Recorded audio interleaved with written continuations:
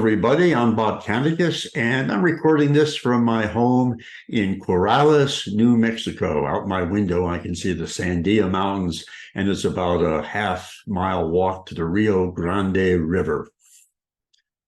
A few days ago, I was not having a very good day. I went out in the morning to do some chores. When I came back, I had lost my wallet. Later that afternoon, I was driving on a small country road to a little town called Algodones, and I had a flat tire. And while I was changing that flat tire, I remembered a little anecdote, a little story my dad told me when I was still a kid.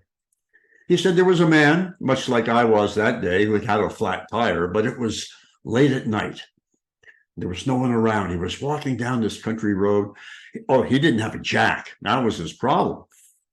And so he was hoping he would find somebody with a jack. He saw a light, maybe a half a mile off, coming from a little farmhouse.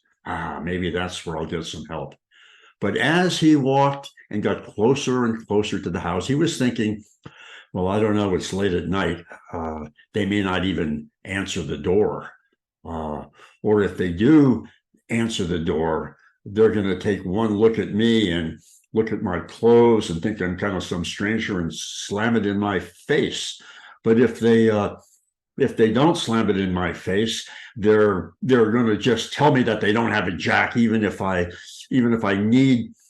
did have the jack. Well, these were the thoughts that were going through his head as he was getting closer and closer. And so finally, there he was at the door of the farmhouse. He knocked on the door. A really kind-looking lady with just a beautiful, generous smile said, "Oh, hi, how can I help you?" But by that time, the man had been so worked up that he just simply looked at her and said, "I don't need your blankety blank jack anyway." Turned around and stormed off. My dad told that story to me more than once. Well, I was thinking about that story as I was changing my tire, and my head's always full of stories, so I hadn't finished changing it yet. So another story came to mind, just a little brief story that Carl Sandburg, the American poet, wrote in as a part of a much, much longer poem called The People Yes. He told of a man, a farmer, who was fixing his fence along a little county road when a traveler walked by. And they stopped and they had a little conversation about the weather and the corn that was growing in the field. And then the traveler asked the farmer, "Say, mister, I'm just curious, what kind of people live in this town here? Can you tell me?" "Oh, I can tell you," said the farmer, "but maybe you could tell me first, what kind of people live in the town or the city that you come from?" Well, that traveler thought for a moment. He didn't have to think too long. He simply said, "Oh, the people where I come from, they are just a miserable, cheating, thieving bunch of people who could care less about other people, greedy." "Well," said the farmer, he said, "now I can tell you what kind of people you'll find around here. You're going to find just the same kind of people in the town that you came from." And at that, the traveler walked on. Later in the day, the farmer was still working on his fence, and another traveler, another pilgrim walked by. And he asked the very same question. "Mister, what kind of people live in this town here?"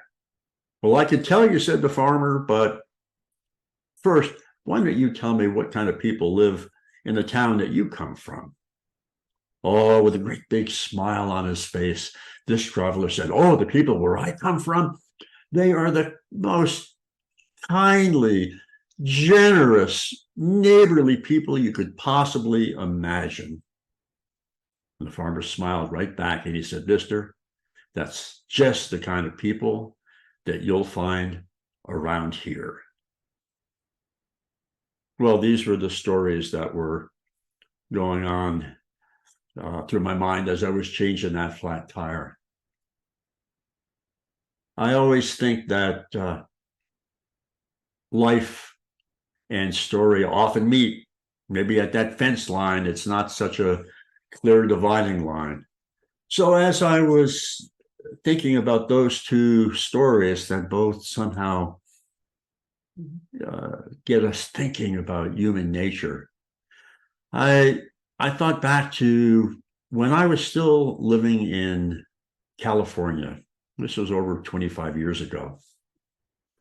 My wife and I were living in a little town called El Cerrito. We had just moved into our house. We had a neighbor. Her name was Hildegard. She lived just not the next house, not the next house over, but two houses over. And for the first 2 years that we lived in our house, we often saw Hildegard, but we never exchanged a single word, not one in 2 years. We would see Hildegard all over town. She was always walking. She was short and she was sort of stiff. She had a stiff gait. She had what seemed to me to be just a perpetually angry, troubled look on her face. And there she was walking on our block, walking a half a mile from home, walking up at the bakery that was 2 miles from us. And in all those years, not a word did we exchange with our neighbor. But after, I guess it was sometime in the summer, the third year that we were there, and this is a story that my wife Liz tells because I wasn't there at the time. But Liz said Hildegard knocked on the door. And she introduced herself. She knew who Hildegard was. She said, I was looking at those beautiful wildflowers that you're growing in your front yard. We had torn up the small little piece of lawn and planted vegetables in one part of the raised bed, vegetables in one part of the property, and wildflowers in the other. Hildegard asked Liz if she could cut some of the wildflowers because she was on her way to visit her son, who was in the hospital with cancer. She said she would have bought just regular flowers that she could get at the florist, but her son particularly liked wildflowers. Well, of course, Liz didn't hesitate for a moment, and they went out together. They cut some wildflowers for Hildegard to bring to her son. They began to talk. Liz learned on that conversation that when we first moved in, Hildegard's husband had just died. And she was grieving. And all these days and times in the intervening couple of years that we saw her walking, it was because that is how Hildegard healed. That's what she needed to do. It wasn't that she was angry at the world. It wasn't because, as we thought perhaps at the time, our son, who was 14, 15 years old at that time, was playing loud music that was coming out of the window in the direction of her house, and that she probably didn't like our son, and she didn't like us either. It was none of those things. She had something troubling her soul, and she was working it out. All the assumptions that we had made about Hildegard were wrong.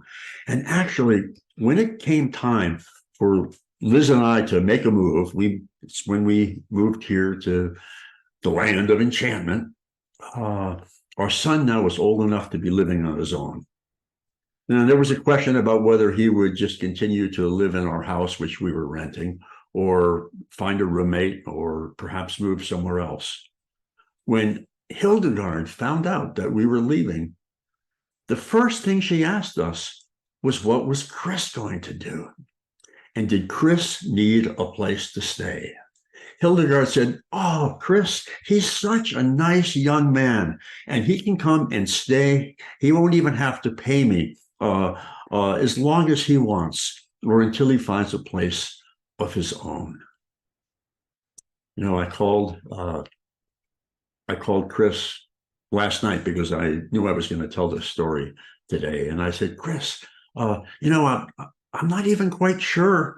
What do you remember about Hildegard? And I'm not even quite sure how it was that she knew that you are such a nice guy, which you are. And then he told me something else that I didn't know, which is that Hildegard had asked him over a couple of times. I think it was one time she wanted to show him something, another time she needed help moving something that was heavy, and they had some conversations. And well, there you go. That's the story. It started with a flat tire. This is what happens with stories. It started with a flat tire. Me thinking about some stories. It even made me think about Einstein's question, big question. Albert Einstein, the smartest man in the universe, said the most important question that we can ask is if the universe is friendly or not. Because if we think that the universe is unfriendly, we're going to build, I'm paraphrasing here now, but we're going to build walls, and we're going to build weapons, and we're going to build taller walls and bigger weapons. But if we think that the universe is friendly and we base our actions on that assumption, then we're going to use our intelligence, our imaginations, our technology to build bridges to each other and to a better future. So stories meeting life, life meeting story.